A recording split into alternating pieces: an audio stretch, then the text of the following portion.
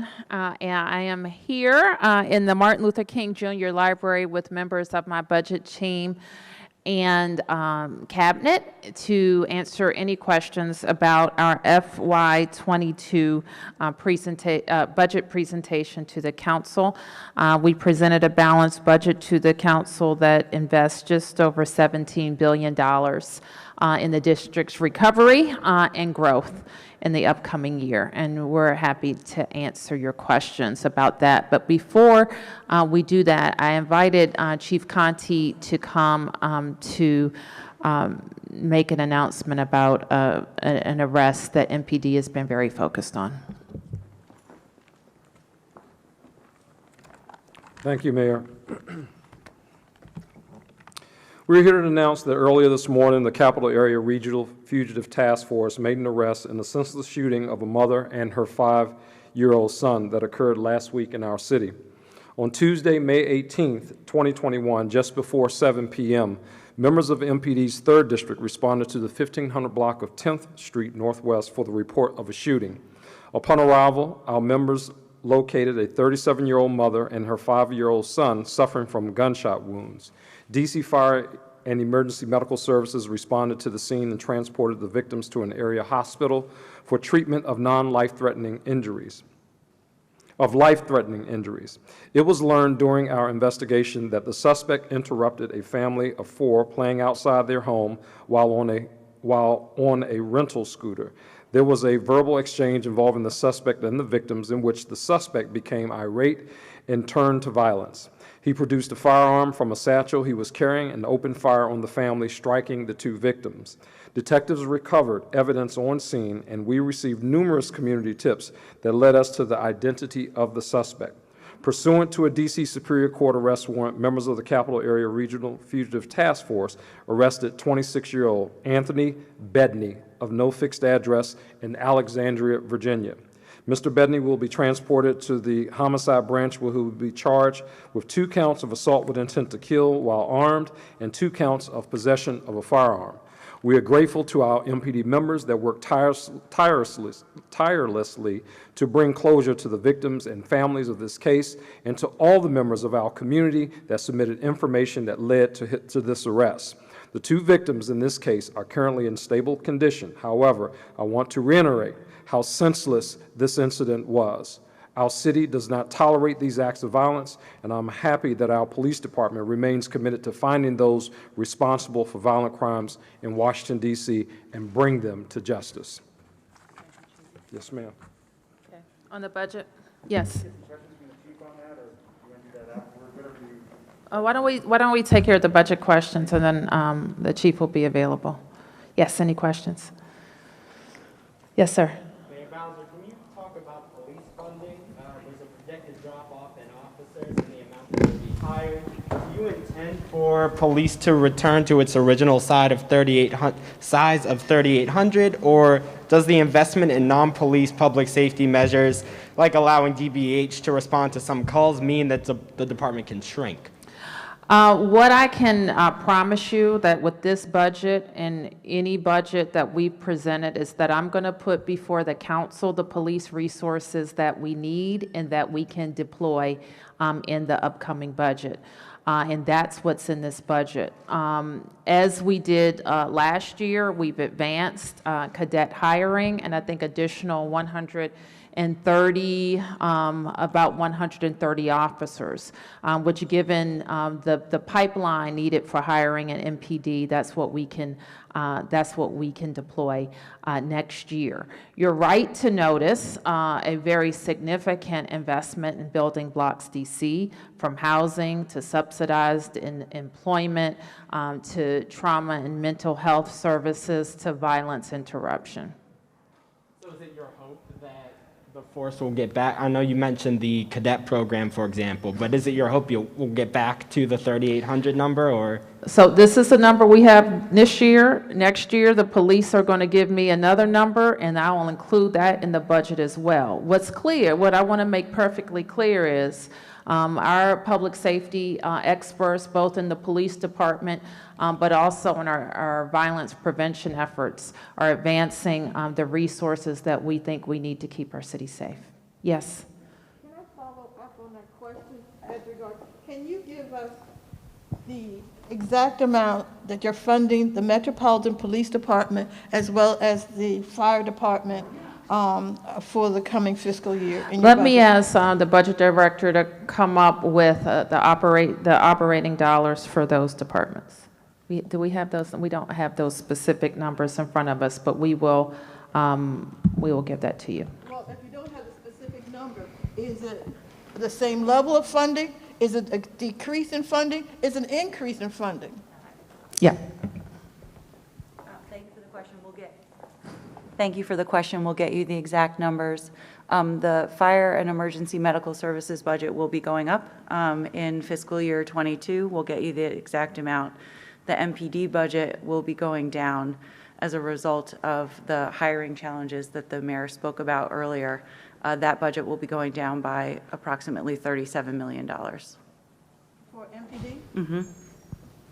Along those lines, can you share with us the thinking in terms of decreasing the funding for MPD, but increasing the funding by at least $7.8 million for the additional violence interrupters program? As we have already talked about, we have a certain amount of officers that we can hire in any given year, and that has been blunted by our lack of hiring this year. So what this budget, our inability to hire this year because we didn't have the funding to hire this year. So we will be able to hire as many as we can next year. So let me understand, and I'm not trying to be difficult. I understand. You're not increasing funding for We're not going to increase funding to hire officers that we won't be able to hire. But you are increasing funding for violence interrupters. This is not the same pipeline for violence interrupters. It doesn't take 9 months to get them recruited, vetted, and hired. But they are warm bodies. Those are your words. So, no, I just want to make sure this can be understood. You're not increasing funding to hire new officers. We are increasing funding to hire new officers. As I said, we will hire 100 in the cadet program and 130 in the academy. But how long does it take for a cadet to get out on the street? 2 years. But these questions are well placed, and they were well placed last year too, when we weren't able to hire new officers or cadets. Yes. Bowser, your budget doesn't increase taxes. No. However, you are aware there are members of the council who are quite progressive who see tax increases as possibly in lieu of tapping into the reserves. What does your administration say to that type of thinking, and have a follow-up? I've never heard it posed quite that way, James. Usually it's posed like we want to increase taxes and spend reserves. And so what we have done, we think, is approach this budget in a fiscally responsible way, but it's huge. Huge investments in education, huge investments in housing, huge investments in accelerated learning and retraining and job opportunities, and in economic development. I wanted to be very clear that one pillar of our approach to this budget is how do we bring our city back? And that's going to take a concerted, strategic approach at retaining and attracting new employers to the city. While our unemployment and revenue is not as bad as it could have been, it still won't be at pre-pandemic levels for at least 1 to 2 years. So we have to be strategic in our economic development investments. So one thing that we have focused on, and I see Ernest Chopra here, our DCRA director, is making it easier to start and maintain your business in DC. So you'll have a $99 business licensing reduction that will be permanent for many licenses that are required to operate a business in DC. My second question is as you were probably aware, Councilmember Kenya McDuffie had a proposal in terms of baby bonds. He even wrote a letter to you, a public letter, in reference to that. You did not include that in your budget, even though Jenny spoke earlier to us about district opportunity accounts. I'm just curious, why did you include baby bonds in this budget? You will find in this budget a lot of ways to provide economic supports, cash supports for DC residents. And we've worked with our Department of Human Services on the best ways to do that, including changes to TANF, including supporting people with housing who need housing, including dealing with the fiscal cliff that are associated with many of our benefits programs, including TANF and child care. And we just think that that's the most efficient and thoughtfully presented approach to dealing with the wealth gap in the district. Mayor Bowser, I'm going to turn to the Carmel School. Obviously, that's something that residents and obviously have been asking for years. So why did you decide to fund that now? We were always going to have a recreation center at Carmel. So that's not new, and I don't really know how the reporting has been that there was some danger of a recreation center being built at Carmel. The difference is, are we going to have housing and recreation? And Councilmember Nadeau put it very well at our recent meeting about the $400 million housing production trust fund. We shouldn't be talking about either recreation or housing. We should be talking about both. And that's what we need. We presented to the council several years ago a proposal that would do exactly that. Build affordable housing and create a new recreation center. The council can still act so that we can have affordable housing there. But we will also advance a recreation center. No, that may change the project, that may mean fewer units, but they can happen. I would have liked to see them happen together, but this is also an approach that can work.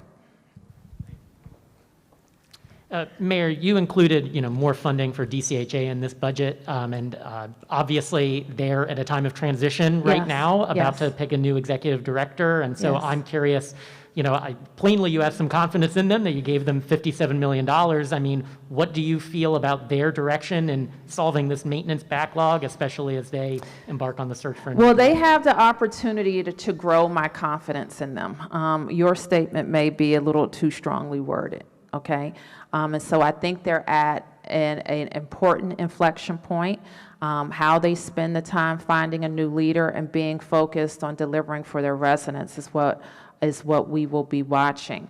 So my confidence is in the opportunity to change the trajectory of getting those funds out, and more partnership, quite frankly, with some of my agencies who have been able to do that, to do exactly that, and the need.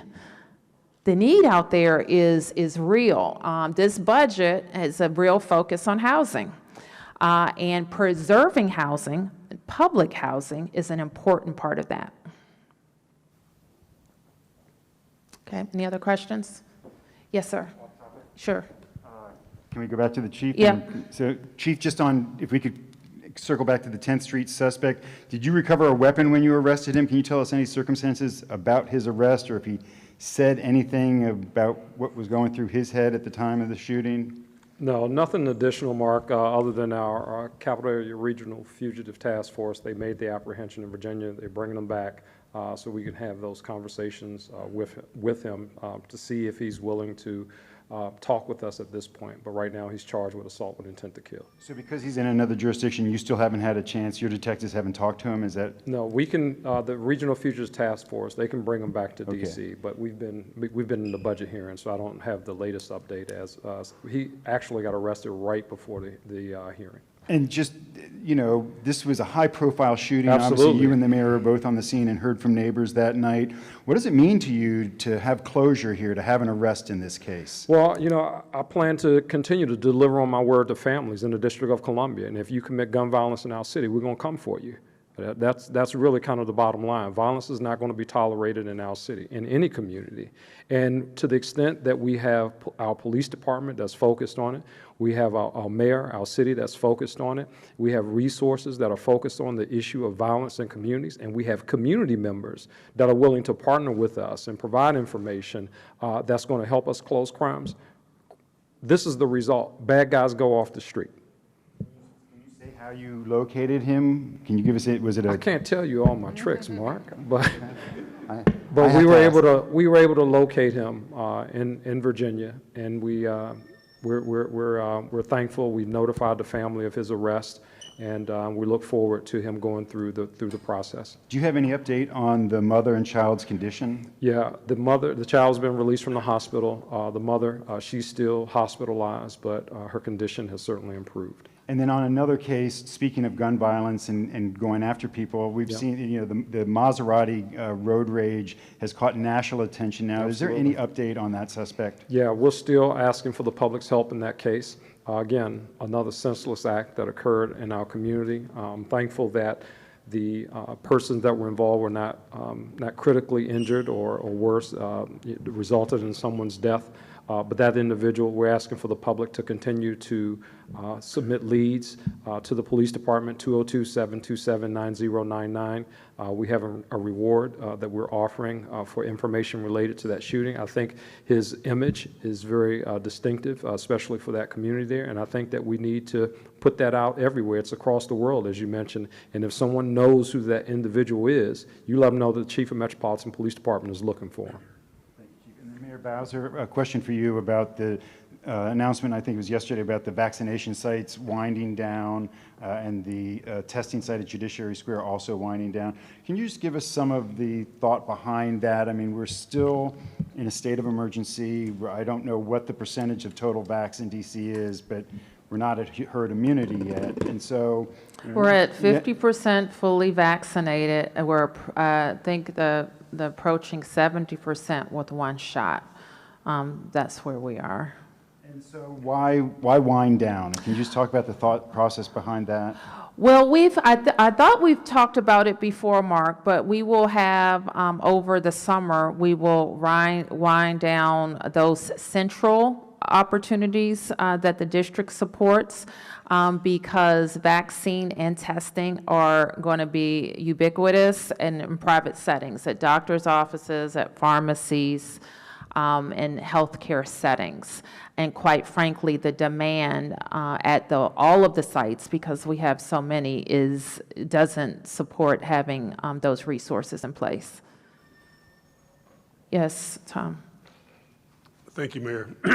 The council now will take your budget and do what it will with it, but are you confident that this is a budget that you propose that you can run for re-election on in 2022 if you announce that you're running?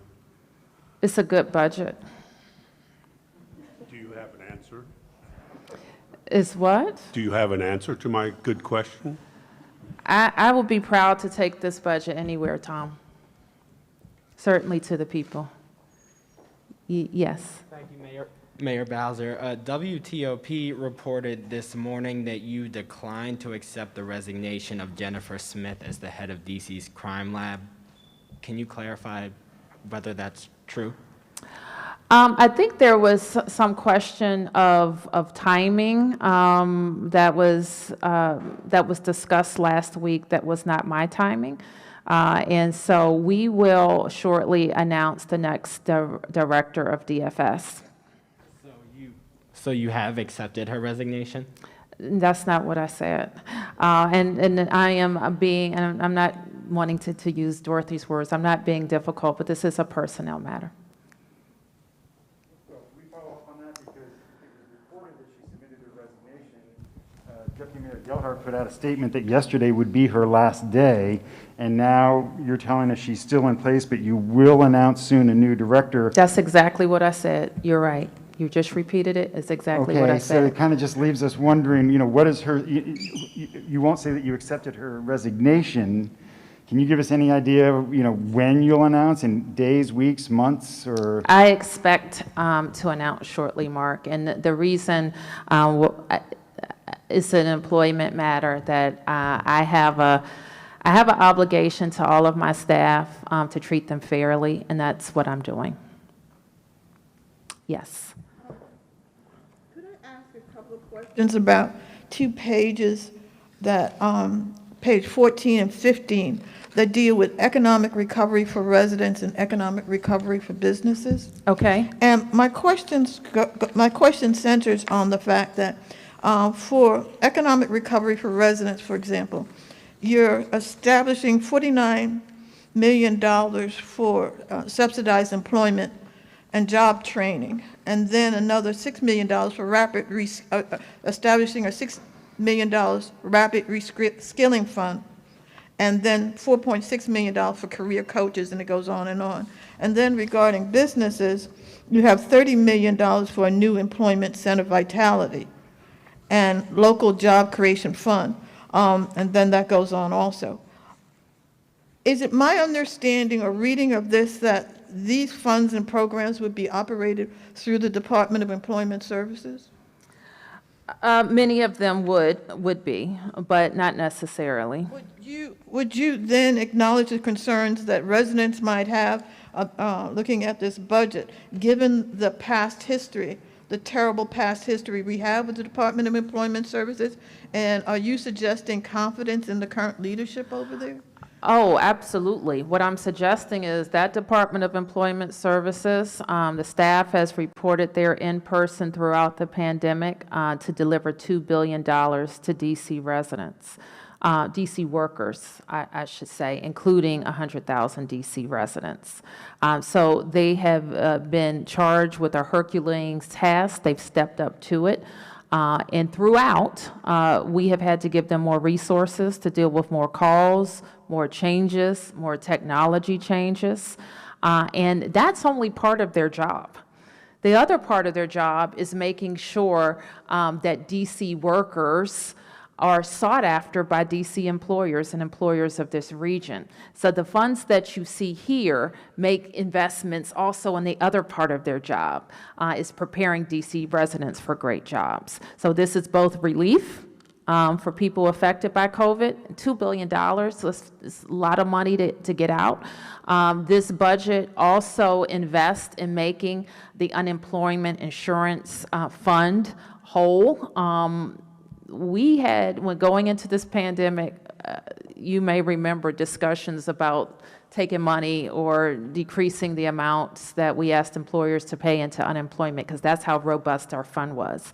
By, I guess, several months into this pandemic, we thought we were going to have to borrow from the Treasury to keep our fund solvent.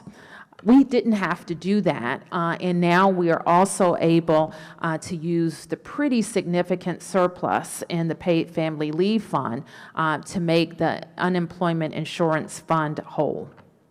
Mayor Bowser, wouldn't you acknowledge that managing an agency or department is more than overseeing your resources, it's also managing those resources? And wouldn't you acknowledge that there's been a tremendous outcry regarding the management of those resources that you've just listed by this current director and management team over Department of Employment Services? This is what I acknowledge, that in the face of an unprecedented number of claims, that the agency and staff have done a wonderful job, in my estimation. I also acknowledge that many people, made desperate by this pandemic, have obvious frustrations with having to wait or deal with technology changes or deal with any mistakes. And certainly there have been mistakes made, and for that we are very regretful. But I think that we're giving them, we will continue to give them the resources that they need. Any other questions? Okay, last one, James. This is for Chief Conte, and this Okay. is a quick one. Following up on what Mark, along the lines of what he's talking about, the slaying of Ellie Mae Neal, any update on that? Yeah, thank you for that. Again, another senseless act in our community. No, there are no updates that we can provide to the public other than to say at this point, we're still seeking the public's help. We're actively investigating that case. Our detectives are working tirelessly to find the persons responsible for that. Some information has come in, but we need more information from the public on that case. Thank you. Thank you. Thank you, everybody.